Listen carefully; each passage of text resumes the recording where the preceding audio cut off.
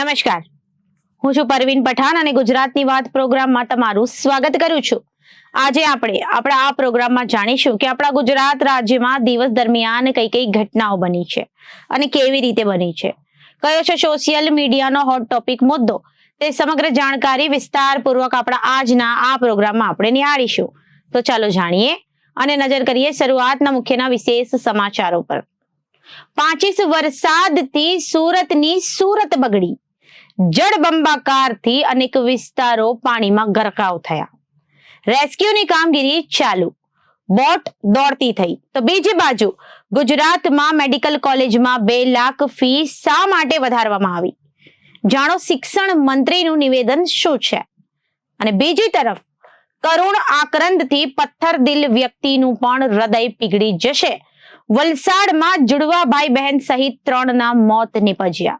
તો બીજી જગ્યાએ તમારા નામે 9 થી વધુ સિમ કાર્ડ જો હશે તો 50,000નો ચાંદલો કરવો પડશે. લોનના કોલ પર કંપનીને 2 લાખનો દંડ, કોલ રેકોર્ડિંગનો ગુનો, ફોન ઇન્ટરસેપ્ટમાં 2 કરોડનો દંડ વસૂલાશે અને 3 વર્ષની કેદ થશે. તો બીજી જગ્યાએ આગામી 3 કલાકમાં અમદાવાદમાં ભારે વરસાદની આગાહી કરવામાં આવી છે. 60 કિલોમીટરની ઝડપે પવન ફૂંકાશે.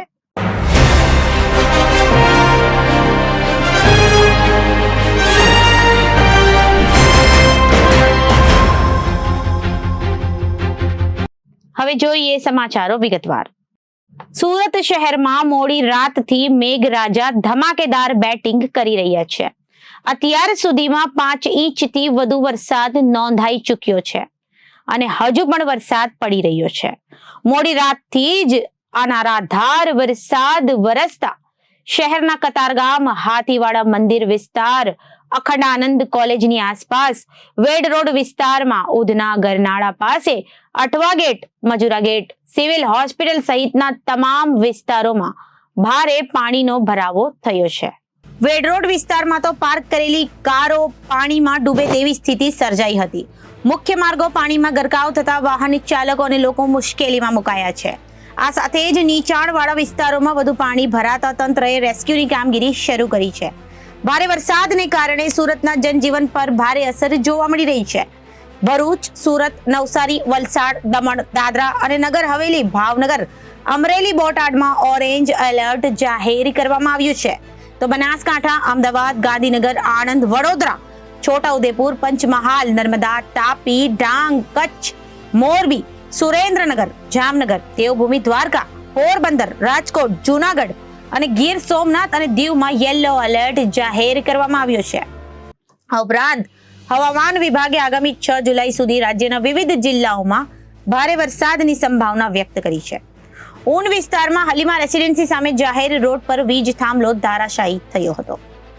જો કે સદનસીબે આ ઘટનામાં કોઈ જાનહાનિના સમાચાર સામે આવ્યા નથી. બીજી તરફ અલગ અલગ વિસ્તારમાં ઝાડ પડવાના કોલ પણ ફાયર વિભાગને મળી રહ્યા છે, જેને લઈને ફાયર વિભાગની ટીમ સતત દોડીને ઝાડ ખસેડવાની કામગીરી કરી રહી છે. સુરતમાં 5 ઇંચ વરસાદ ખાબકતા અનેક વિસ્તારોમાં પાણી ગરકાવ થયા છે. આ સાથે નીચાણવાળા વિસ્તારોના ઘરોમાં પાણી ઘૂસવાની સ્થિતિ પણ ઉદ્ભવી છે. તંત્રએ રેસ્ક્યુ માટે બોટ દોડતી કરી છે. કટોદરા વિસ્તારમાં આવેલા એસએમસીના કોમ્યુનિટી હોલમાં દુર્ઘટના સર્જાઈ છે. અહીં કોઈ પ્રસંગ ચાલી રહ્યો હતો તે દરમિયાન ત્યાં પીઓપી પડી જતા અફરાતફરીનો માહોલ સર્જાયો હતો. આ ઘટનામાં અંદાજે 5 લોકોને ઈજા પહોંચી હોવાનું જાણવા મળ્યું છે. તો બીજી તરફ તંત્રની ટીમે પણ ઘટના સ્થળે પહોંચી છે. ઈજાગ્રસ્ત લોકોને હાલ સારવાર અર્થે હોસ્પિટલ લઈ જવામાં આવ્યા છે, તે જાણવા મળ્યું છે. ગઈકાલે રાત્રે એક ધારો વરસાદ સુરત શહેરમાં વરસી રહ્યો છે. તેના કારણે ઉધના વિસ્તારમાં રેલવે સ્ટેશન ગરનાળામાં પાણી ભરાઈ ગયા છે. વેચાણવાળા વિસ્તાર હોવાને કારણે 1.5 થી 2 ફૂટ જેટલા પાણી ભરાયેલા જોવા મળી રહ્યા છે. સાથે સાથે અઠવા વિસ્તારમાં પણ એ જ પ્રકારની સ્થિતિ જોવા મળી રહી છે. રસ્તા ઉપર પાણી ફરી વળવાને કારણે વાહન ચાલકોને પણ મુશ્કેલીઓ થઈ રહી છે. આકાશ કાળા દેબાંગ વાદળોથી ઘેરાયેલું છે. દિવસે પણ વાહન ચાલકો પોતાની લાઇટ ચાલુ રાખીને વાહન ચલાવવાની ફરજ પડી રહી છે. વિઝિબિલિટીમાં પણ ઘટાડો થયો છે. વરાછા, પાલનપુર, પાટિયા, અડાજણ, પર્વત પાટિયા વિસ્તારમાં પાણી ભરાયા છે.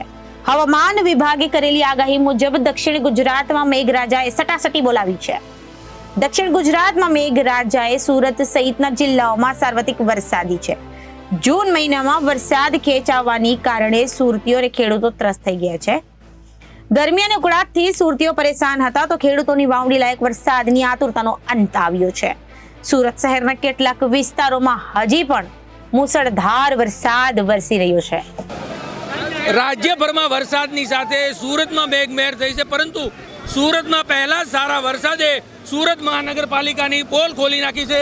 અને આ પ્રમાણે જોઈ શકાય છે કે જે દ્રશ્યો સામે આવી રહ્યા છે, જે તસવીર સામે આવી રહી છે કે સર્વત્ર જગ્યાએ પાણી અને જળબંબાકાર જેવી સ્થિતિ છે તે અહીં જોવા મળી રહી છે. અને મોટી સંખ્યામાં જે રીતે પાણી ભરાય છે અને તેને લઈને પાણી ભરાતું અત્યારે જળબંબાકાર જેવી જે સ્થિતિ છે તે જોવા મળી રહી છે. અને આ પ્રમાણેનો માહોલ અને જે રીતના દ્રશ્યો સામે આવી રહ્યા છે, સવારથી જે વરસાદ પડતો હતો અને તેને જ લઈને જે પ્રમાણેનો માહોલ અને જે રીતના તસવીરો, જે રીતના લોકોને હાલાકી પડી રહી છે, સુરત મહાનગરપાલિકાની જે બેદરકારી છે તે સામે આવી છે. કેટલાક લોકો સાથે વાત કરીશું. શું કહેશો, આ પાણી ભરાયા? આ મ્યુનિસિપાલિટીની બેદરકારી છે, એટલું પાણી ભરાણું છે. ગટરો બધે બંધ છે. ઢાંકણા વરસાદ લાંબા સમયથી બંધ છે પણ પાણી નથી ઓસરી રહ્યા. પાણી નીકળતો નથી. વરસાદ તો બંધ થઈ ગયો છે પણ પાણી નથી નીકળતું. બિલકુલ. તમે શું કહેશો, જે રીતનો વરસાદ અને પાણી આવ્યા હતા ઠેઠ અરસના સ્કૂલથી આવ્યા છે ને પાણી દેખ્યું તો અમારું તો પૂરા એકદમ એમ થઈ ગયું છે. પણ થોડો જ વરસાદ છતાં આ રીતે વરસાદ છોડો છે પણ પાણીની જાવક નથી થતી, પાણી ભરાય છે. બિલકુલ. એટલે સીધો આરોપ અને ખાસ કરીને જે સુરતનું મહાનગરપાલિકાનું તંત્ર છે તે અત્યારે અહીં ફેલ જોવા મળી રહ્યું છે. અને ઠેર ઠેર પાણી ભરાવાની સમસ્યા કતારગામના વેડ રોડમાં આ રીતની સ્થિતિ છે તે જોવા મળી રહી છે. અને પાણી ભરાવાની સમસ્યાને લઈને જે રીતનું વહેણ જઈ રહ્યું છે, જાણે જે રીતે પાણીમાં ગરકાવ થઈ ગયું હોય સુરત, અડધું સુરત, તે રીતની તસવીરો સામે આવી રહી છે. અને વાહન ચાલકમાં લોકોને પણ હાલાકી પડી રહી છે. અને પાણી સર્વત્ર જગ્યાએ જે ઓસરવાનું નામ, એટલે સુરત મહાનગરપાલિકાનું તંત્ર જાણે એસીમાં બેસીને કામ કરતું હોય તે રીતના દ્રશ્યો સામે આવી રહ્યા છે. અને આ રીતની સ્થિતિ છે તે જોવા મળી રહી છે. ત્યારે સુરતમાં વેડ રોડ હોય, હાથી મંદિર હોય, સિંગણપોર ચાર રસ્તા હોય, પોલીસ સ્ટેશન સહિતમાં આ રીતની સ્થિતિ જોવા મળી રહી છે. અને પાણી સર્વત્ર જગ્યાએ દેખાઈ રહ્યું છે. વરસાદ બંધ છે પરંતુ પાણી ઓસરવાનું નામ નથી લઈ રહ્યા. અને સુરત મહાનગરપાલિકાના કમિશનર અને મેયર તે શું કરી રહ્યા છે, સૌથી મોટો સવાલ. દર વર્ષે પાણી ભરાતું હોય ત્યારે અહીંના વિસ્તારના ધારાસભ્ય હોય, કોર્પોરેટર હોય, તે અત્યારે અહીં થોડા સમય પહેલા એક કોર્પોરેટર નગરસેવક સીન સપાટા કરવા આવ્યા હતા, પરંતુ અત્યારે અહીં કોઈ પદાધિકારીઓ દેખાતા નથી અને પાણી ભરાવાની સમસ્યા તે હલ નથી થઈ. ત્યારે આ રીતના દ્રશ્યો સામે આવી રહ્યા છે અને લોકોમાં રોષ સ્પષ્ટપણે દેખાઈ રહ્યો છે કે પાણી ભરાવાનું હજી ઓસરવાનું નામ નથી લેતા. એટલે આટલા વરસાદમાં જો આ રીતની સુરતની સ્થિતિ છે, ત્યારે વધારે વરસાદ હોય તો શું પરિસ્થિતિ થાય તે સૌથી મોટો સવાલ સામે આવી રહ્યો છે. સહયોગી પરેશ રાઠોડ સાથે અરવિંદ રાઠોડ, જનાદેશ ન્યૂઝ, સુરત. રાજ્ય સરકારે ગેમરેસ કોલેજમાં મેડિકલનો અભ્યાસ કરતા વિદ્યાર્થીઓની ફીમાં 2 લાખ રૂપિયાનો વધારો કરતા જ વિરોધના સૂર ઉઠ્યા છે. મેડિકલ કોલેજમાં 2 લાખ રૂપિયા ફી શા માટે વધારવામાં આવી? આ સવાલ રાજ્યના આરોગ્ય અને ઉચ્ચ શિક્ષણ મંત્રી ઋષિકેશ પટેલને પૂછ્યો છે. શિક્ષા કોન્ક્લેવમાં ઉપસ્થિત ઉચ્ચ શિક્ષણ મંત્રી ઋષિકેશ પટેલે કહ્યું હતું કે ગેમર્સ કોલેજમાં જે ફી વધારો કરવામાં આવ્યો છે તે તમામ વિદ્યાર્થીઓને લાગુ પડવાનો નથી. એટલું જ નહીં, તેમણે કહ્યું હતું કે તેમની ફી 3,30,000 રૂપિયા હતી, જે વધારીને લગભગ 5,50,000 રૂપિયા કરવામાં આવી છે. શિક્ષણ મંત્રી ઋષિકેશ પટેલે કહ્યું કે આ ફી અન્ય કોલેજોની સરખામણીમાં ઘણી ઓછી છે. એડિટર દીક્ષિત સોની સાથે ઇન્ટરવ્યુમાં ઋષિકેશ પટેલે કહ્યું કે અન્ય રાજ્યો કરતા ગુજરાતમાં મેડિકલ કોલેજની ફી ઘણી ઓછી છે. એટલું જ નહીં, તેમણે કહ્યું કે ગેમરેસની 13 કોલેજોમાં 2100 વિદ્યાર્થીઓ અભ્યાસ કરે છે. તેમાંથી 1,713 વિદ્યાર્થીઓને સંપૂર્ણપણે સરકારી મદદ મળે છે, એટલે કે સ્કોલરશીપનો સીધો લાભ મળે છે. સાથે જ તેમણે કહ્યું હતું કે ગેમરેસની સોસાયટી પર બીજો વધતો જાય છે અને બોજો વધતો જાય છે, જેની સામે આ ફી વધારો કાંઈ જ નથી.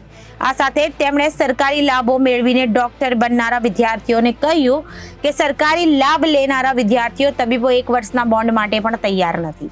તેમણે વિચારવું જોઈએ કે સરકારી યોજનાનો લાભ લઈને પણ ગામડાઓમાં અને અંતરિયાળ વિસ્તારોમાં તબીબી સેવા આપવામાં કેમ તેઓ પાછળ રહે છે. વાપીના છેવાડે આવેલા રમઝાનવાડી વિસ્તારમાં વરસાદી પાણી ભરી રહેલા ઊંડા ખાડામાં ડૂબી જતા 3 બાળકોના મોત નીપજ્યા છે. મૃતકોમાં એક જ પરિવારના જુડવા ભાઈ બહેનનો સમાવેશ થાય છે. ઘટનાને કારણે સમગ્ર પંથકમાં ગમગીરીનો માહોલ છવાયો છે. બનાવની વિગત મુજબ વાપીના છેવાડે આવેલા ચરવાડાના રમઝાનવાડી વિસ્તારમાં આવેલા નેહા કોમ્પ્લેક્સમાં રહેતા 3 બાળકો બપોરથી ગુમ થયા હતા. આથી પરિવારજનોએ તેમની શોધખોળ હાથ ધરી હતી, પરંતુ સાંજ સુધી બાળકો મળી આવ્યા ન હતા. આખરે રાત્રે રમઝાનવાડી વિસ્તારમાં નજીક વરસાદી પાણી ભરેલા એક ખાડામાંથી 3 બાળકોના મૃતદેહ ઊંડા ખાડામાંથી મળી આવ્યા હતા. આમ એક સાથે 3 માસૂમ બાળકોના મોતને કારણે સમગ્ર પંથકમાં ચકચાર મચી જવા પામી છે. મૃતકોમાં 7 વર્ષીય હર્ષ તિવારી અને 7 વર્ષીય રિદ્ધિ તિવારીનો સમાવેશ થાય છે.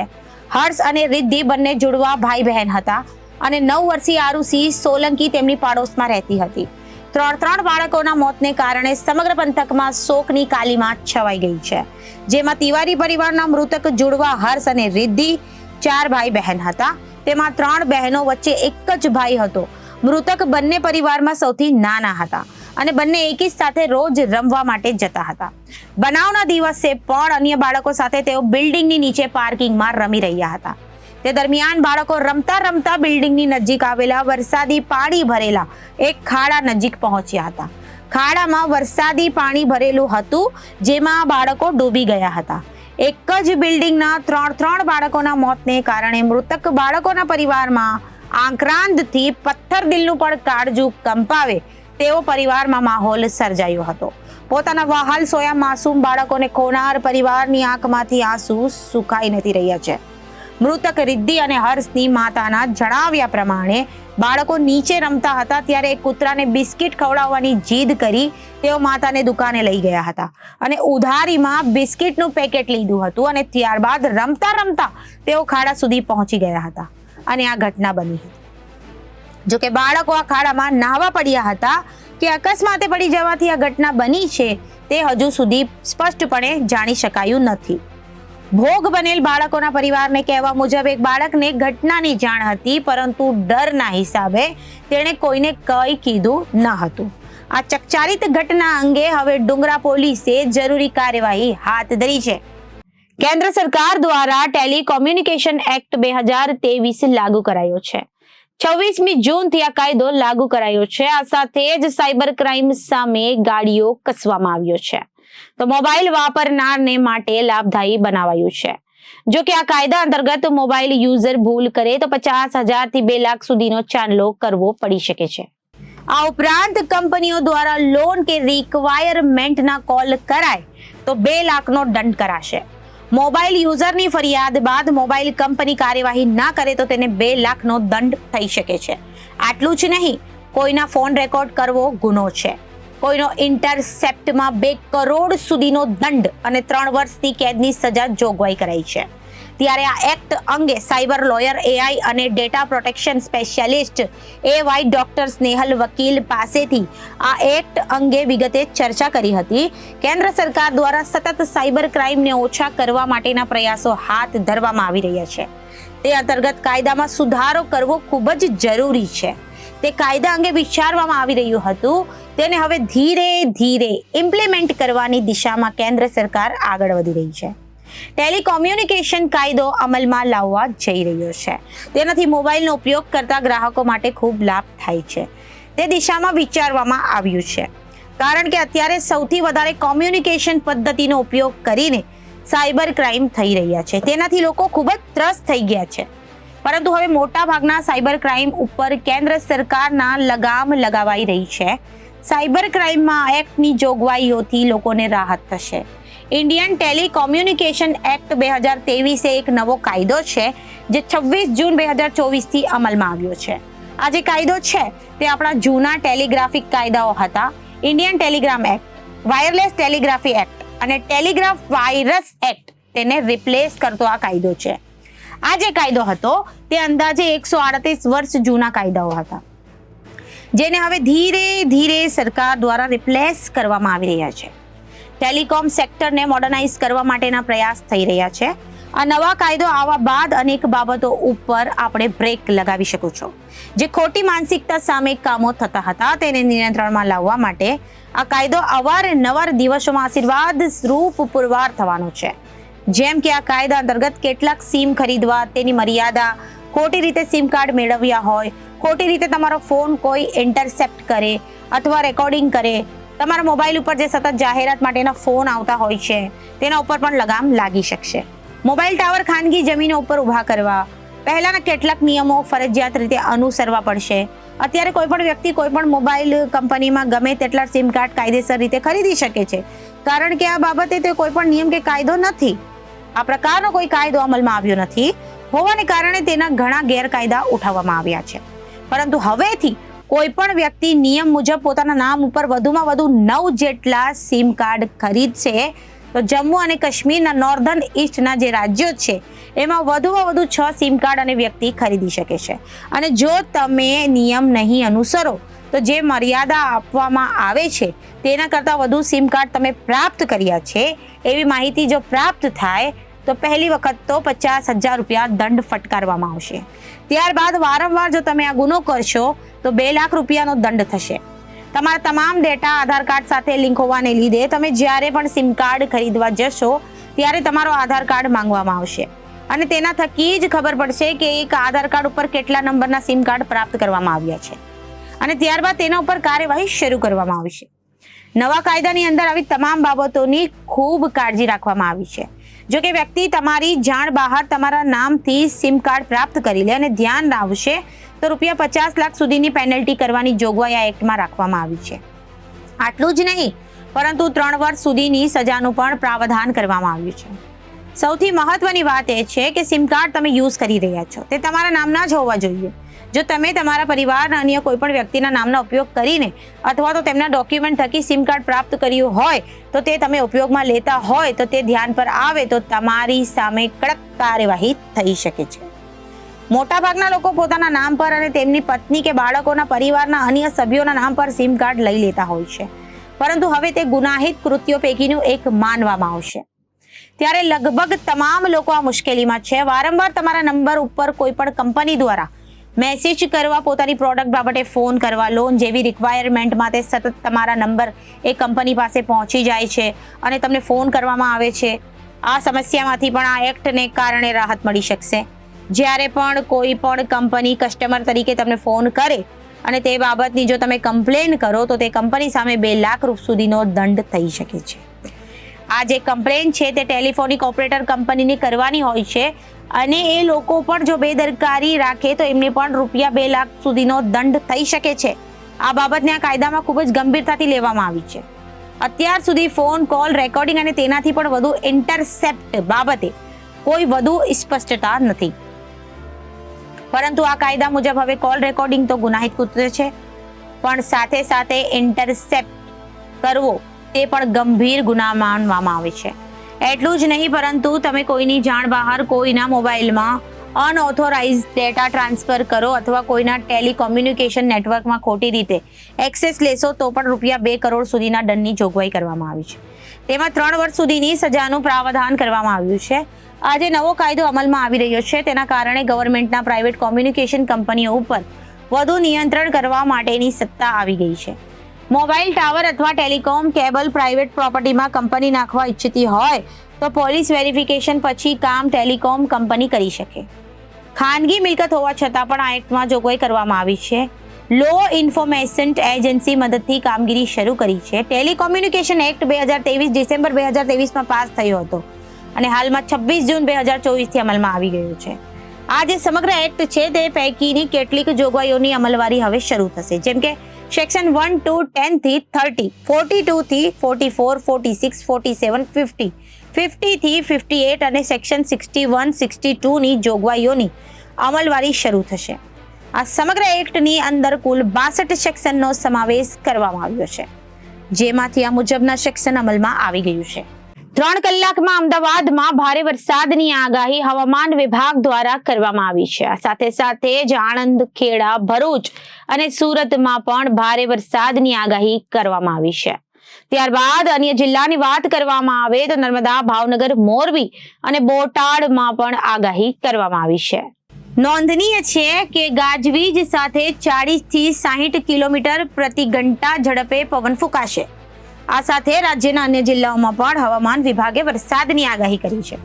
પરંતુ અમદાવાદ શહેરની વાત કરવામાં આવે તો આગામી 3 કલાકમાં શહેરવાસીઓ માટે ભારે રહેવાના છે, કારણ કે વીજળીના કડાકા ભડાકા સાથે ધોધમાર વરસાદ થવાનો છે અને આ સાથે જ 60 કિલોમીટર પ્રતિ ઘંટા ઝડપે પવન ફૂંકાશે. અમદાવાદ શહેરમાં ઠેર ઠેર ધોધમાર વરસાદ થયો છે. મળતી માહિતી પ્રમાણે અમદાવાદના અનેક વિસ્તારમાં વરસાદ થતા લોકોમાં ભારે ઉત્સાહનો માહોલ જોવા મળ્યો છે. નોંધનીય છે કે ઘાટલોડિયા, ચાંદલોડિયા, ગોતા, થલતેજ, બોપલ અને શેલામાં પણ ધોધમાર વરસાદ નોંધાયો છે. આ સાથે સાથે એસજી હાઈવે અને આસપાસના વિસ્તારોમાં ભારે વરસાદ થયો હતો. ખાસ કરીને વાત કરવામાં આવે તો અમદાવાદ ગાંધીનગર હાઈવે પર ધોધમાર વરસાદ થયા અને લોકોએ વરસાદની મજા માણી. મહત્વની વાત એ છે કે ભારે વરસાદથી વિઝિબિલિટી 0 થઈ ગઈ હતી અને વાહન ચાલકો હેડલાઇટ અને પાર્કિંગ લાઇટ ચાલુ રાખવા મજબૂર બન્યા હતા. મળતી જાણકારી પ્રમાણે અમદાવાદ ગાંધીનગર હાઈવે પર ઇનરાધાર વરસાદ વરસ્યો હતો. નોંધનીય છે કે ધોધમાર વરસાદથી લોકોમાં હરખની હેલી જોવા મળી હતી. ધોધમાર વરસાદથી હાઈવે પર જોવાની ક્ષમતા ઘટી ગઈ હતી, કારણ કે ભારે વરસાદથી વિઝિબિલિટી 0 થઈ હતી, જેથી વાહન ચાલકો હેડલાઇટ અને પાર્કિંગ લાઇટ ચાલુ કરી વાહન હાંકવા માટે મજબૂર બન્યા હતા. તો અત્યારે ગુજરાતની વાતમાં વિરામ લઈએ. વધુ સમાચારો માટે જોતા રહો જનાદેશ ન્યૂઝ. નમસ્કાર.